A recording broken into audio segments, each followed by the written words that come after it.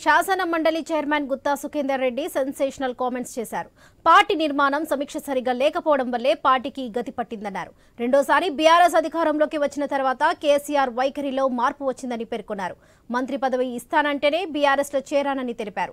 ఎవరి దయా దాక్షిణాల వల్ల తనకు పదవులు రాలేదని స్పష్టం చేశారు. రాజ్యాంగబద్ధ పదవిలో ఉన్నా కాబట్టి ఇప్పుడు ఏ పార్టీలో చేరనంటున్నా గుత్తా సుఖేందర్ రెడ్డితో మా ప్రతినిధి Kiran Kumar face to face.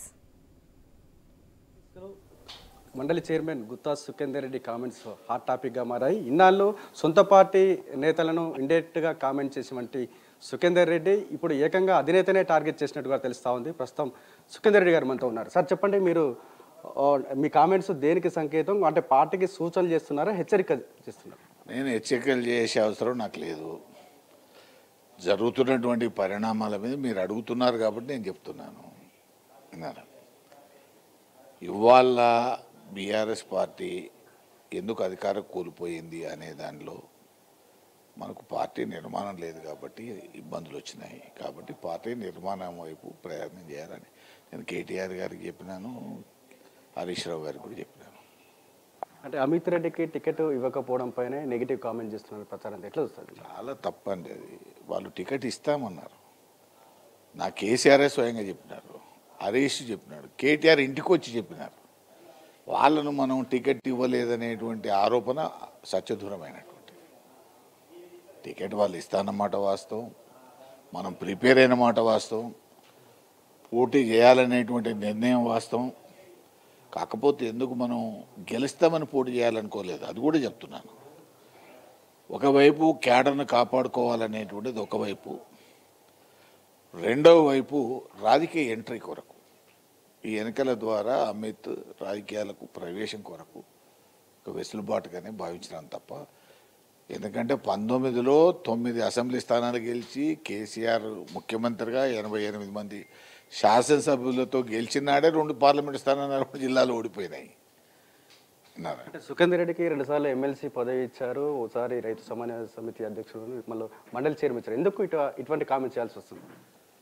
నాకు ఎవరు దయా దాక్షిణ్యాల మీద ఎమ్మెల్సీ ఇవ్వలేదు, చైర్మన్ ఇవ్వలేదు. నేను పార్లమెంట్ సభ్యులుగా ఉన్నప్పుడే కేసీఆర్ 10 సార్లు పిలిచి, హరీష్ రావు 2 సార్లు నా ఇంటికి పంపి, మేడ్చల్ ఎమ్మెల్యేగా ఆనాడు ఉన్నటువంటి సుధీర్ రెడ్డి గారిని పంపి వారు మాట్లాడిన తర్వాత నేను ఒకటే కండిషన్ పెట్టాను. నాకు ఇంకా 3.5 సంవత్సరాలు ఉంది, జాతీయ పార్టీ పార్లమెంట్ సభ్యుని, నేను రాజీనామా చేయకుండా మీ పార్టీలో చేరను.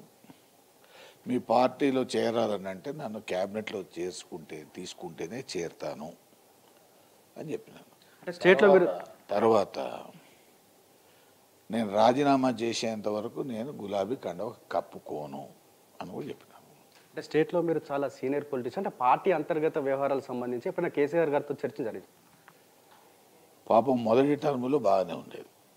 మొదటి టర్ములో 18 ఎన్నికల వరకు ఢిల్లీలో మేము పార్లమెంట్ సభ్యులం కాబట్టి అక్కడ వచ్చినప్పుడు ఆయన ఇష్టాగోష్ఠిగా మాట్లాడేది, చాలా విషయాలు మాట్లాడేది.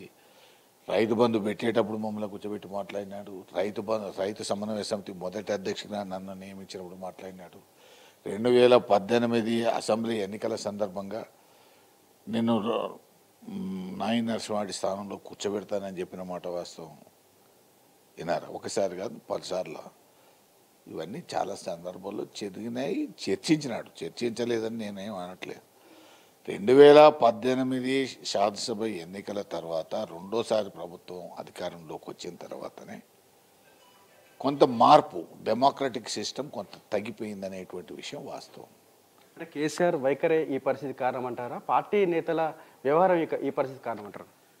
ఒకటండి, ఎవరు కారణమైనా కాకపోయినా పార్టీకి నాయకుడు ఆయన, ముఖ్యమంత్రి ఆయన, అందరినీ కంట్రోల్ చేయాల్సింది ఆయన, జరుగుతున్న పరిణామాలను బేరీజు వేయాల్సింది ఆయన అన్నారు.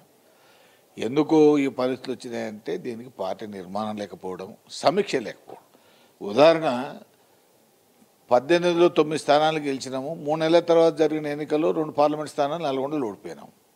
మీరు మమ్మల్ని అందరిని పిలవాలి కదా, పిలిచి ఏం కారణంతో మీ పార్లమెంట్ సభ్యులు ఓడిపోయినారు ఏంటి, దీంట్లో సుఖేందర్ రెడ్డి పాత్ర ఏంది, లేకపోతే ఎల్లయ్య పాత్ర ఏంది, లేకపోతే పుల్లయ్య పాత్ర ఏంది, ఎవరు తప్పు ఉంటే వాళ్ళని అనాలి కదా. ఆ సమీక్షలు లేనప్పుడు పార్టీ ఎట్లా భయం భక్తులు ఎట్లుంటాయి చెప్పండి. అంటే మీరు చివరిగా చెప్పండి, అంటే సుఖేందర్ రెడ్డి కాంగ్రెస్ పార్టీలోకి వెళ్తున్నారు అనే ప్రచారం జరుగుతున్నది, దానికి మీరు ఎటువంటి క్లారిటీ ఇస్తారు? నేను ఒక రాజ్యాంగబద్ధమైన పదవిలో ఉన్నాను. నాకు ఏ పార్టీతో సమస్య లేదు, సంబంధం కూడా ఉండదు.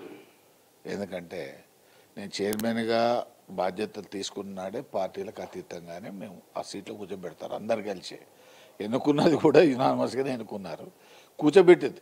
నేను బీఆర్ఎస్ పార్టీ ఎమ్మెల్సీగా గెలిచినప్పటికీ, కేసీఆర్ నన్ను ప్రతిపాదించినప్పటికీ ఆ స్థానంలోకి వచ్చిన తర్వాత ఇటు స్పీకర్ కానీ ఇటు చైర్మన్ కానీ పార్టీలకు అతీతంగానే వ్యవహరించాలి. అదే విధంగా వ్యవహరిస్తున్నాను, అదే విధంగా ఉంటాను తప్ప కాంగ్రెస్లో పోవడము, బీఆర్ఎస్లో కొనసాగడము, లేకపోతే బీజేపీలో పోవడం అంటూ ఉండదు.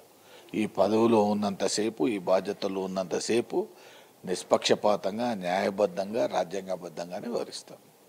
రైట్. తనకు పార్టీ మారేటువంటి ఆలోచన లేదని, కాకపోతే సొంత పార్టీ నేతల వైఖరే పార్టీ పీక్ స్టేజ్లోకి వెళ్ళిందని మాత్రం చెప్తున్నాను గుత్తా సుఖేందర్ రెడ్డి గారు చెప్తా ఉన్నారు. కెమెరామెన్ రాజుతో కిరణ్ ఐన్యూస్, నల్గొండ.